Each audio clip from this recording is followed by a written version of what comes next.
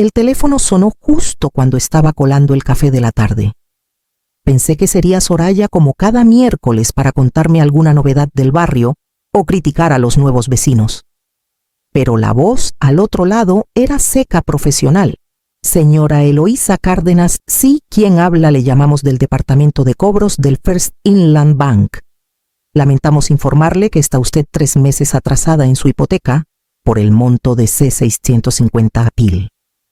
Necesitamos coordinar una solución antes de que inicie el proceso de embargo.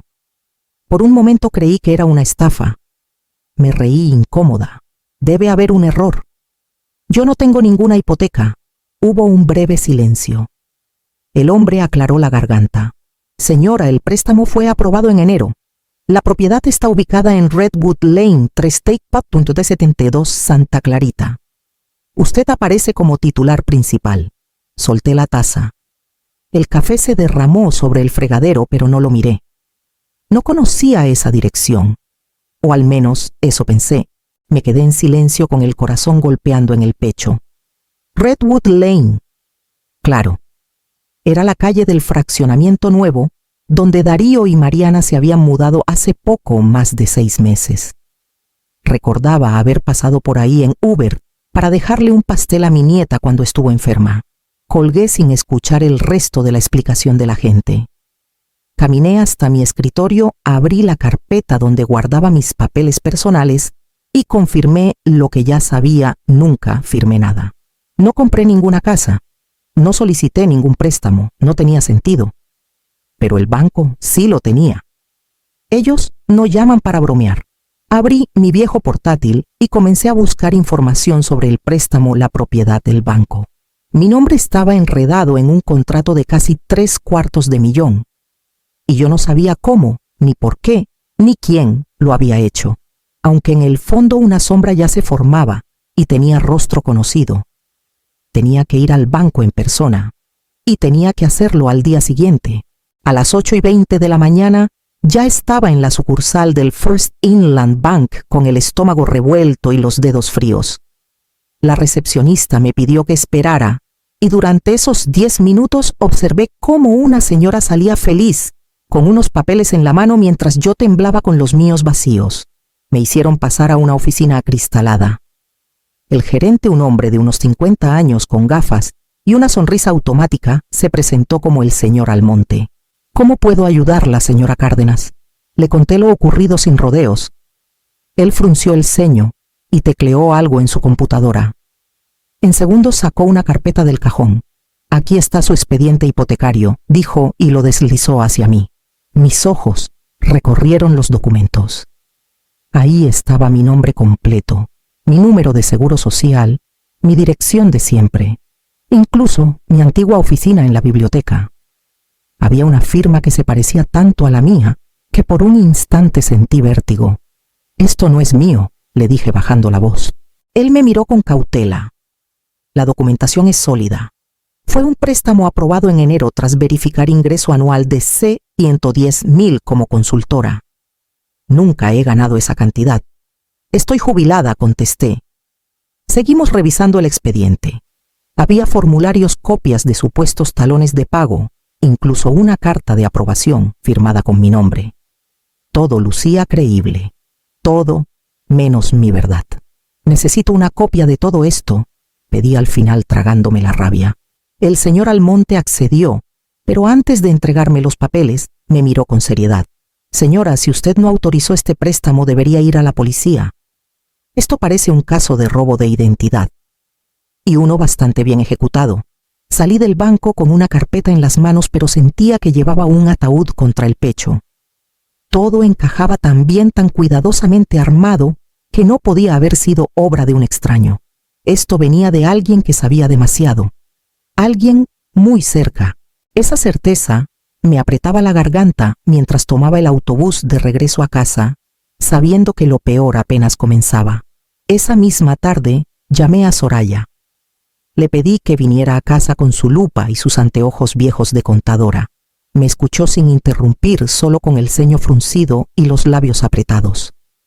Extendí sobre la mesa del comedor los documentos del banco y junto a ellos los míos actas pasaporte La escritura de mi auto, mi declaración de impuestos del último año. Todo lo que podía comparar. Esta firma, dijo ella, señalando una rúbrica en el formulario de solicitud. Es casi idéntica, pero no es tuya. ¿Ves aquí? En la curva de la E, tú no haces esa inclinación. Observé en silencio. Era cierto.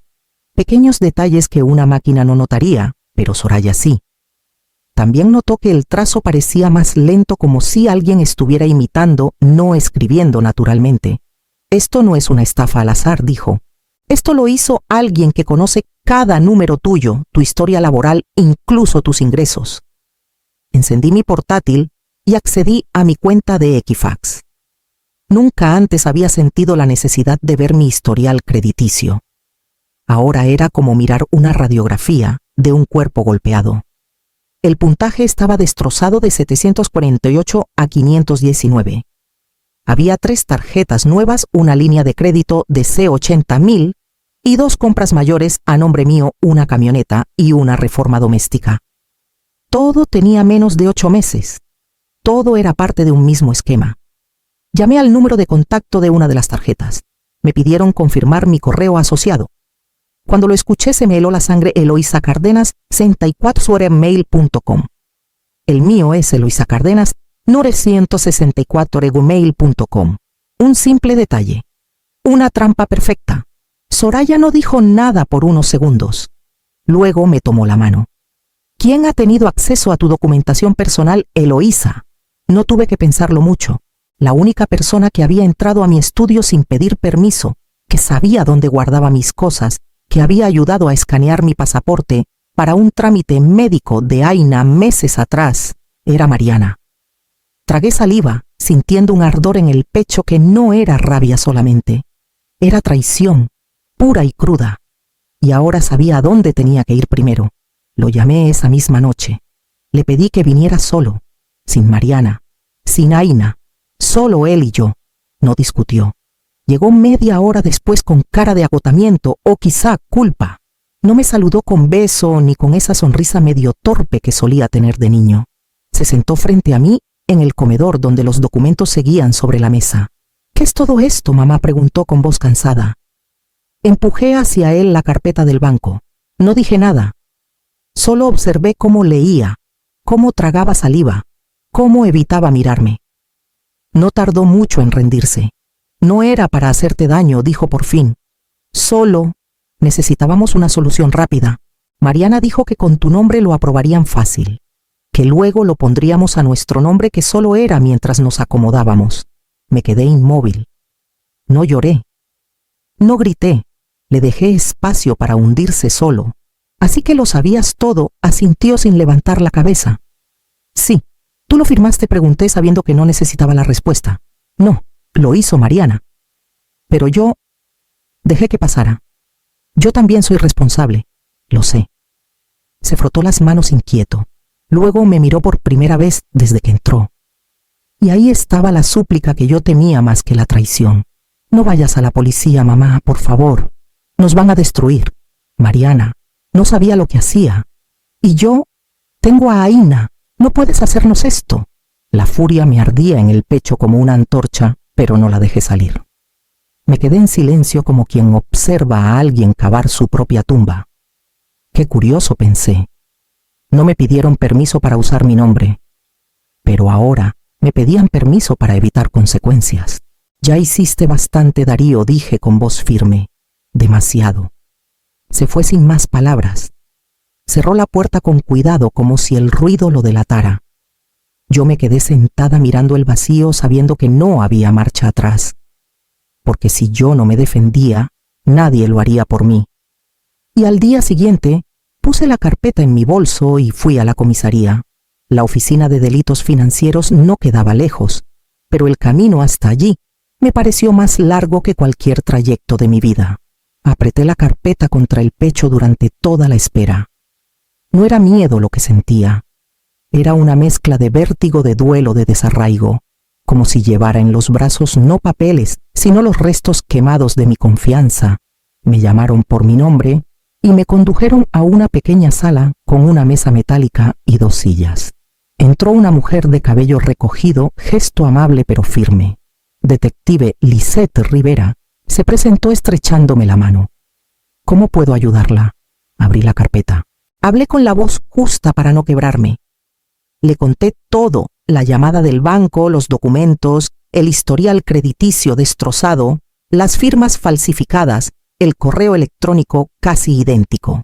Cuando mencioné que era mi nuera quien había tenido acceso a toda mi información, no levantó una ceja, pero su mirada se volvió más atenta. Tomó notas detalladas. Tiene pruebas de que ella accedió a sus documentos. No fotografías ni grabaciones, respondí, pero tengo contexto, tengo lógica, tengo patrones. Le mostré los estados de cuenta, los préstamos recientes, los datos alterados.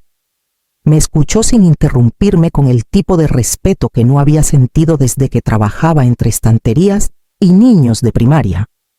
Finalmente cerró su libreta. Si esto es real, señora Cárdenas, su nuera puede ir a prisión, dijo con una seriedad que cortaba el aire.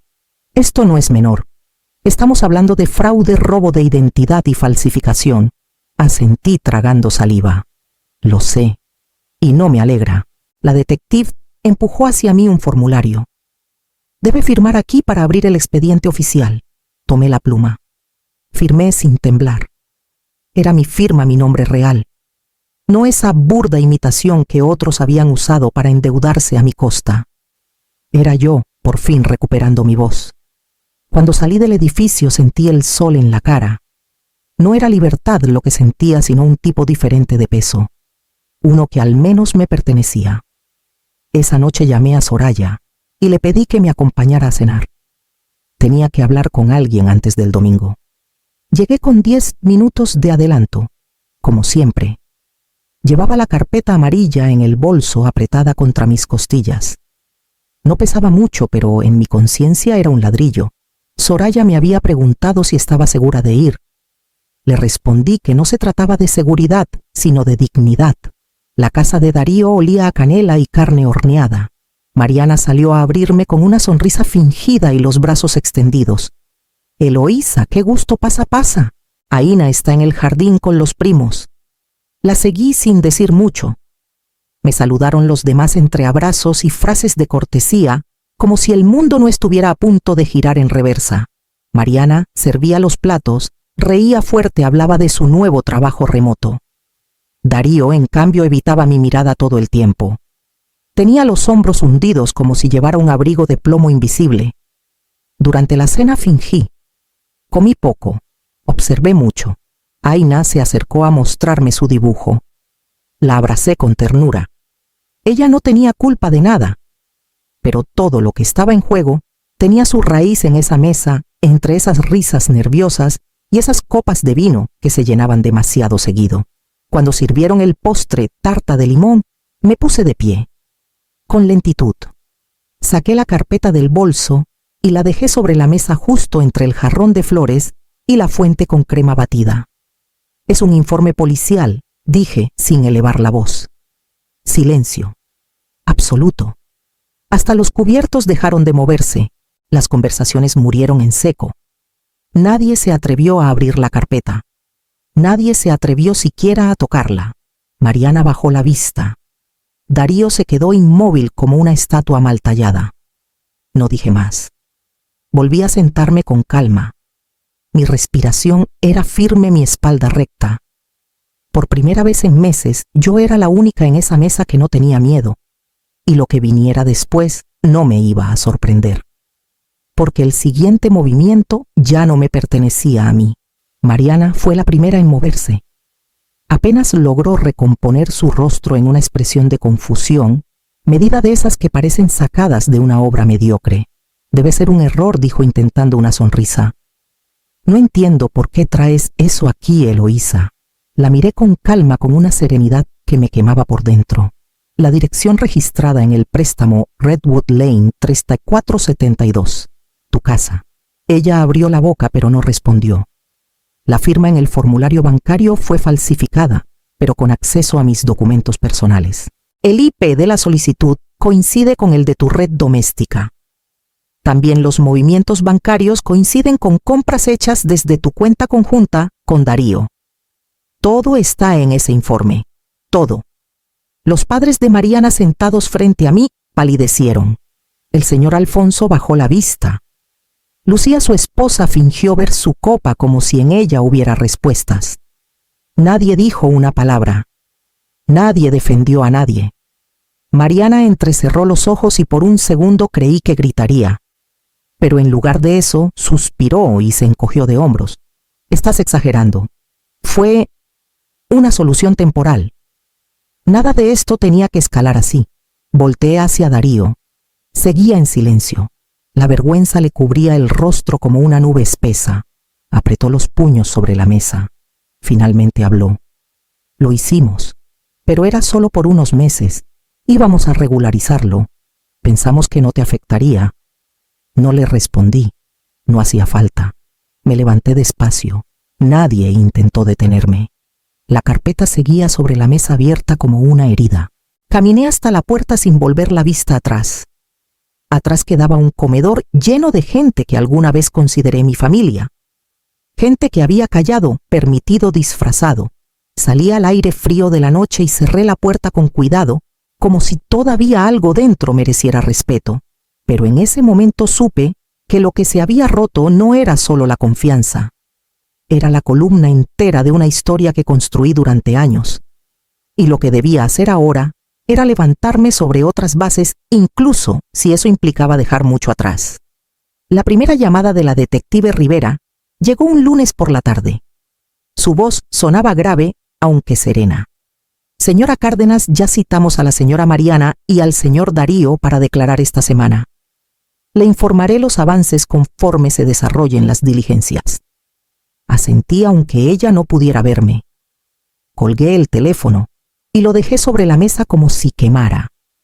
Todo había comenzado a moverse como una piedra lanzada por fin ladera abajo. 2 días después, un noticiero local mencionó el caso en su edición de mediodía. Usaron mi nombre completo, Eloísa Cárdenas, una mujer de 68 años, denunció a su nuera y a su propio hijo por fraude bancario y robo de identidad. Mostraron imágenes del vecindario, incluso una vieja foto mía en la feria del libro del año pasado. Las reacciones no se hicieron esperar. En el mercado, una señora que apenas conocía murmuró a mis espaldas: ¿cómo puede una madre hacerle eso a su propio hijo? Pero también hubo otras voces. El joven del café me dijo que admiraba mi valor. Una mujer que solía ver en la parada de autobús me tomó la mano en silencio. Me dijo: usted hizo lo que yo nunca me atreví. Sin embargo, el precio era alto, muy alto. Dormía mal.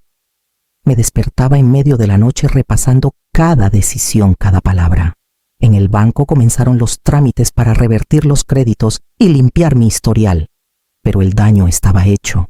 Mi nombre seguía manchado, mi reputación había sido arrastrada entre murmullos, y la paz que alguna vez conocí parecía ahora un recuerdo ajeno. No volví a recibir llamadas de Darío, tampoco cartas. Mariana había desaparecido del mapa. Aina, mi nieta, era la única que me dolía en el alma con solo pensarla. ¿Qué le habrían dicho? ¿Cómo explican los adultos las fracturas que ellos mismos provocan? Yo seguía caminando, cumpliendo con lo necesario, firme aunque rota. Porque si algo tenía claro era que el apellido Cárdenas debía volver a significar algo, aunque para ello tuviera que soportar el silencio más cruel. El sobre llegó una mañana cualquiera, entre cuentas y publicidad. Reconocí mi nombre escrito con grandes letras torcidas de colores distintos. Dentro, una hoja doblada en 4 escrita en crayones morados y verdes decía: Abue. Ya no nos quieres. Mamá dice que estás enojada. Te extraño. ¿Quieres venir a jugar conmigo al parque? Firmado con un corazón mal dibujado y una flor sonriente. Aina. Me quedé sentada en la cocina con la carta entre las manos. No lloré de inmediato. Fue como si mis lágrimas hubieran olvidado el camino. Pero poco a poco, en silencio, fueron cayendo como gotas que habían esperado demasiado. Lloré por todo, por la traición, por el silencio de Darío, por el juicio de los demás. Pero sobre todo lloré por ella, por esa niña que no entendía por qué el mundo de los adultos se había fracturado sin previo aviso. No respondí la carta. No sabía cómo traducir tanto dolor a palabras infantiles. Pero ese domingo tomé el autobús y caminé hasta el parque donde solíamos encontrarnos. Aina estaba allí, con su bicicleta pequeña y sus coletas desordenadas. Mariana no estaba a la vista. Un tío la había llevado, supuse. Me acerqué con una sonrisa que salió temblorosa. Ella me vio y gritó mi nombre con esa alegría pura que no finge. Corrimos, jugamos a las escondidas, inventamos historias con piedritas y hojas secas. No hablé del préstamo. No hablé de su madre. Solo hablé de dragones que comían pastel y de árboles que cantaban. Aina me abrazó fuerte antes de irse. Me dijo que me quería mucho. Y yo, apretándola contra mi pecho, supe que había hecho bien en venir. A veces el amor no necesita explicaciones, solo presencia.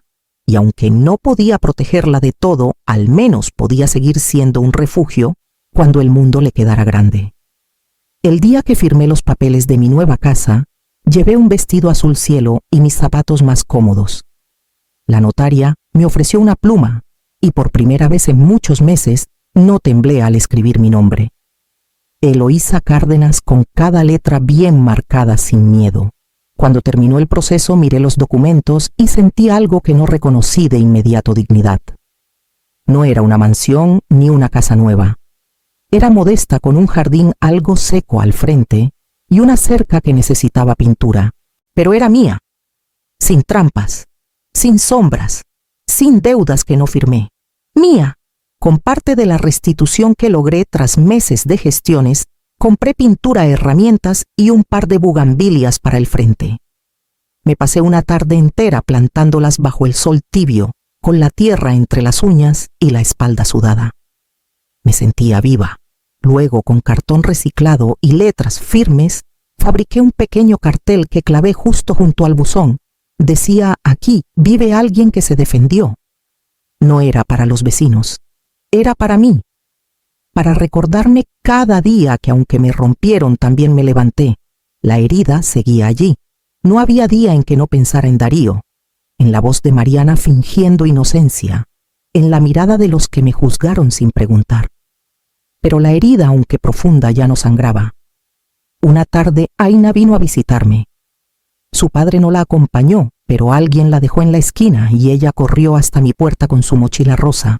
Le preparé chocolate caliente y le mostré el huerto que había comenzado en el patio trasero. Se asombró al ver los primeros tomates rojos. «¿Tú los sembraste, abue?», asentí con orgullo. Con estas manos le respondí, mostrándole las uñas todavía manchadas de tierra. Ella los tocó con suavidad, como si fueran algo sagrado. Y yo supe que aunque el mundo me había fallado en muchas formas, aún tenía futuro en mis manos. Un futuro que podía plantar, regar y ver florecer, con mi nombre limpio, con mi voz intacta, con mi historia, al fin mía.